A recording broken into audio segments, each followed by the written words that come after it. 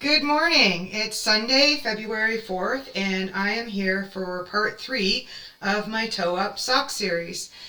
Now, before I get too far, it would really help me out if you hit that subscribe button. As I work towards some of my future plans, building up this channel is something that needs to happen to enable the next steps that I want to take in my life. So these socks here, these are the first pair that I knit on my flatbed knitting machine. And if you remember from my first toe up sock video, I mentioned that I was not happy with them. I wasn't happy with the way they looked. And in fact, I'm so unhappy with them that when I finish the second sock, I'm not going to seam this. I am going to frog this pair of socks and use the yarn for something else. And one of the main reasons, well, aside from not liking the way the seam looks, I would have lived with that and got a wearable pair of socks out of it. But what happened is, the first sock, there was a knot in the yarn, and I didn't realize how much that affected the sequence of the stripes. So what happened is when I went to knit the second sock, I couldn't get the colors to work out. I actually accidentally knitted a much longer second sock than the first sock. So yeah, these are going to get frogged. They're just not me. These are the first pair of socks I knit. These were knit by hand. I got a dog hair clump on there. 4 years ago, and these are the first socks I grab every time I do laundry, so they get a lot of wear through the fall, winter, and spring months, and they're still like new. But it gives you an idea of what I'm looking for when I make socks. Like you can see the toes match, just the stripes match, everything else. The bind off, I think it's called it's something super stretchy bind off. So it does make a little bit of a wavy edge. But these socks do not at all dig into my calves, and I have chunky calves. So that brings me to where I'm at with my toe up socks that I knit on the machine. Now I am hand knitting the ribbing on these because no matter which way you do it, if you do top down, then you have to sew up your seam, you have to sew up your toes. If you do toe up, then okay, you have to hand knit your ribbing. But I personally like hand knitting ribbing. I would rather hand knit ribbing than mattress stitch or Kitchener stitch. So I think moving forward, this is definitely going to be the way I make my socks. I did intend to make the leg part of the sock taller before I switched to ribbing, but thankfully it was the first sock, otherwise I might have been in real trouble. This is all the yarn I have left. I must have cut off a hunk when I was color matching the pattern sequence, and left this ball of yarn significantly smaller than this ball, which is fine. It's all good. I don't mind.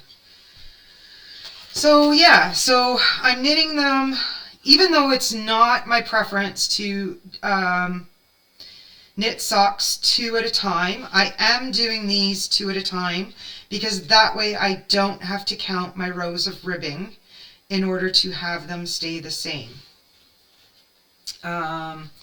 As far as the heels, there might be some holes that I need to close up. We'll see when they're all done. The toes are good. I've tucked the thread tail for this sock inside while I was knitting it, just so it was out of the way for adding the second sock to the same needles for my knitting. So yeah, I've already got the first couple of rows of ribbing done. I'm doing a 2x1 ribbing on these. So I'm going to knit along as I talk. Once I get my stitches moved. So I know a lot of people like Magic Loop for sock knitting. I prefer the double circular needle method. It just works better for me. I felt like when I was using the Magic Loop method, it felt like the where you move like from the front to, like this part here, it felt like it was always putting too much stress on it, and I felt like if I continued to use the Magic Loop method that I was going to end up with a you know, when the tension is not right and you end up, it's a line of noticeable stitches because the tension of them does not match the rest of your knitting. So yeah, I didn't want to do that. I know I look fumbly. I look fumbly no matter what I do.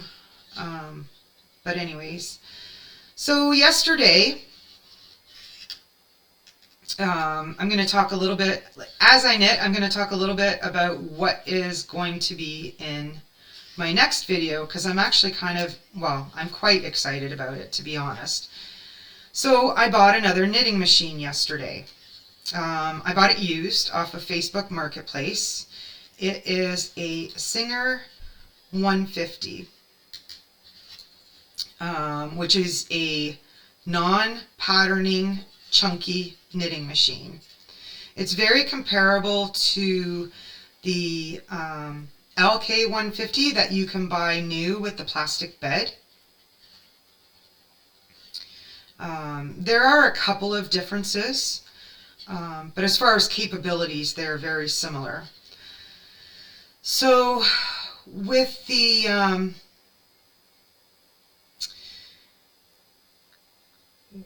Singer 150 that I bought yesterday used, it was I paid,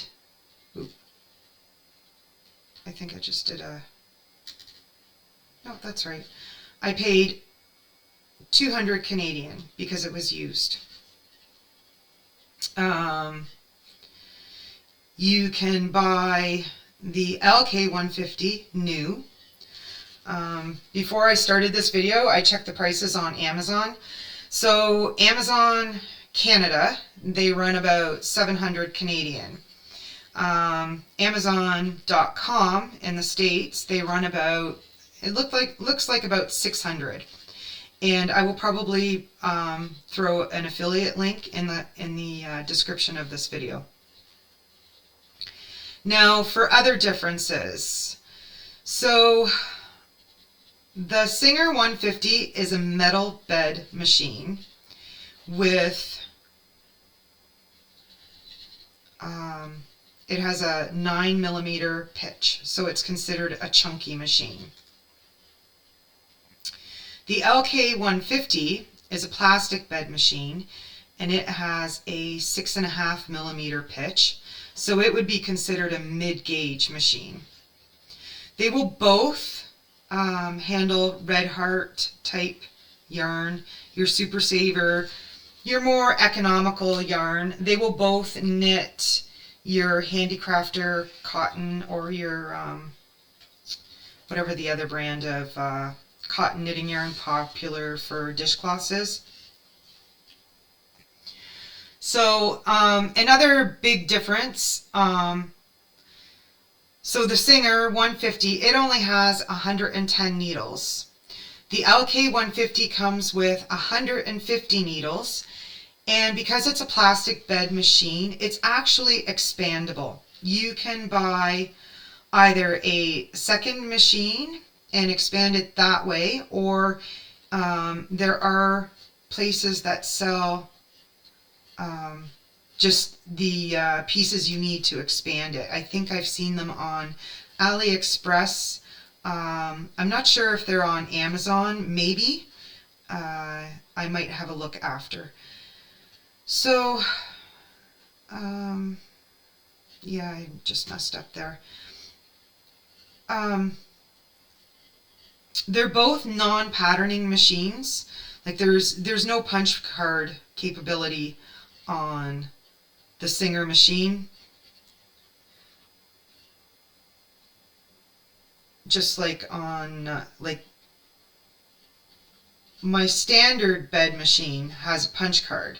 The Singer I bought yesterday does not.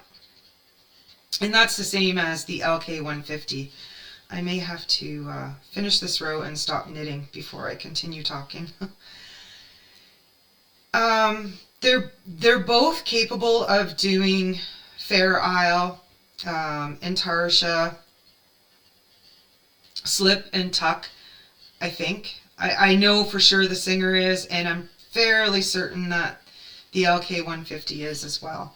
The difference is, instead of using your punch card or on the electronic machines, your pattern to select your needles, you would have to hand select them. You will still be able to knit much faster on a knitting machine than you would be able to knitting by hand, even if you do have to hand select your needles. So, you know, that's neither here nor there. You're going to save time either way. One of the key differences between the Singer metal bed machine and the LK150 plastic bed machine is you do have the option of adding a ribber to the Singer 150. Now, the machine I purchased, it didn't come with a ribber, and that's okay. I will keep my eye out, and if I see one being sold at a decent price, I will pick it up. But what having that chunky machine does is it allows me to knit with more economical yarns. Sock yarn is, like, it's $10, almost $10 a ball here in Canada. Like, I think at Michael's it's $8.97. So yeah, being able to knit with the more economical acrylic type yarns that are easier to find is a bonus. Another thing that it allows me to do that speaks to my future goals is it allows me, when I want to knit 2 strands of sock yarn, which gives me the capability to knit my own custom sock blanks and dye 2 skeins of sock yarn at the same time and have a perfectly matched pair of socks out of it. And that's something that I'm really wanting to do, is get into dyeing yarn. It gives me a chance to play with color that's enjoyable, that doesn't require the skill that, say, other forms of art would, like painting, watercolor, sketching. I just don't have that manual dexterity or that skill, but I do really enjoy playing with color. So that is something I want to do. I also tend to get frustrated by the limitations of what I can purchase in the stores here in Canada. We don't have the same selection in Canada as stores do in the States. In the States, like, sometimes I see where people are shopping for yarn, and it's just unfathomable to me, the just like the bins and bins and bins of yarn, all different colors, and just the stuff that you can buy that we don't even get to see here is phenomenal. But I mean, it's always been that way. It's that way. Chips, candy, snacks, clothing, it's just always been that way here. So yeah, like I really want to be able to dye my own yarn and be able to make stuff in the colors I want. It's very frustrating to me to have a picture in my head of something I want to make and the color I want it to be, and not be able to buy the things that I need to make that. So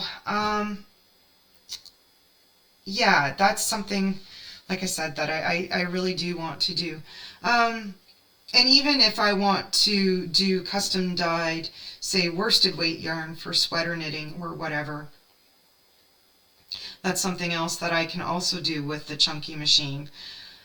Yeah, so tomorrow's video is going to be basically me rehabbing this new to me machine, so that I can share that process, so that for anyone else that's buying a used knitting machine, you can see how that's done.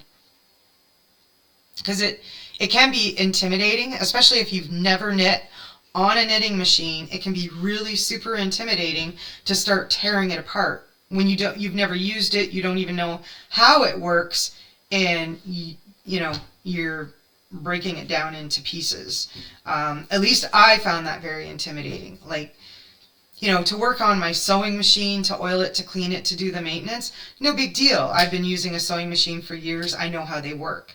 It wasn't the same case with the knitting machine. So anyways, so that is what is coming up, and I would really like it if you enjoyed this video, if you could hit the subscribe button, subscribe to my channel, maybe like this video, and if there's something you didn't like, leave a comment. Let me know what I can do to improve these videos for you. Let me know what you would, if there's something you'd like to see. Is there something I'm doing that's making it harder for you to follow what I'm doing? Like, there's always room for improvement. So you can have a mean comment, yes, but other than that, I mean, is there really a bad comment? No. If it's a constructive, hey, if you did this, it would be so much easier for me to follow your video. That would be helpful. And I'm here for it. So yeah, leave a comment. Let me know how you like this video, what you'd like to see in the future. And like I said, hit the like and subscribe.